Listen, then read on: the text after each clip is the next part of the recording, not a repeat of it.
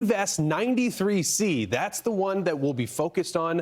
That's also the one that at least has the attention of people in Hawaii. And I think I will need your help, Stephen McLeod. My yellow clicker is not triggering the graphics. But the area to watch is also something to pay attention to. But I think we need to really focus on that 93C. That's the zone that's going to be at least playing a big role in what we might ultimately see affect Hawaii. It's also what the National Hurricane Center says hurricane hunters will be investigating as we head into the afternoon. So here's what we've got. Very warm sea surface temperatures.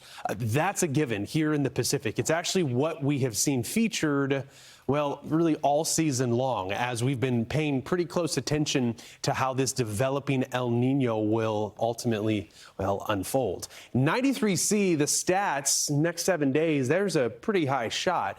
In the next 2 days, we're still in that medium zone, right? Anything beyond 70% would give it that red or that cherry. But in the next 48 hours, a lot will be determined. One thing that's very important when we talk about what Hawaii could see is how this system will eventually be steered. You hear us say it all the time. We always talk about how without a low-level center, without a core, it's really tough to see how it will be influenced, how this eventual name system will be affected.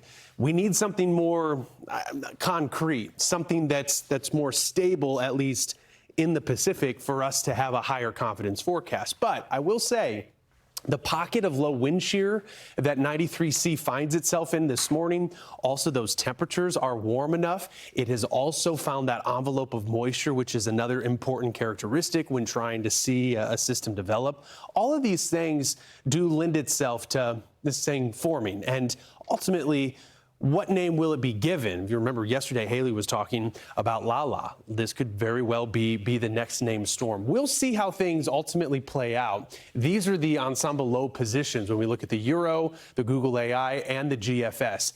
They are in remarkable agreement, especially at this stage in the game. Remember, we're still just talking about an invest, but the fact that this has been designated allows the National Hurricane Center to run forecasts specifically dedicated to this system. But this is the first time, really all season, that we have seen multiple members move toward Hawaii. Obviously, questions are, where could this make landfall? What could ultimately happen to the state of Hawaii? And could this be strong enough to be a hurricane? Everything is on the table. The one thing that could be helpful is that those water temperatures will be weakening or getting cooler as this thing gains some latitude and heads toward Hawaii. But still, we've got a window, and it does look as if by Saturday or Sunday, we could be talking about a system. And that next named storm, as you can see here, would be Lala. Interesting about Central Pacific names. We've only worked through a handful since 2019. 1, 2, 3, 4, 5. That's it, since 2019. So we don't see many, but we might see many this season, Haley. I think that's the big question about the Pacific, because with El Nino and with these very warm water temperatures, it's a bit concerning.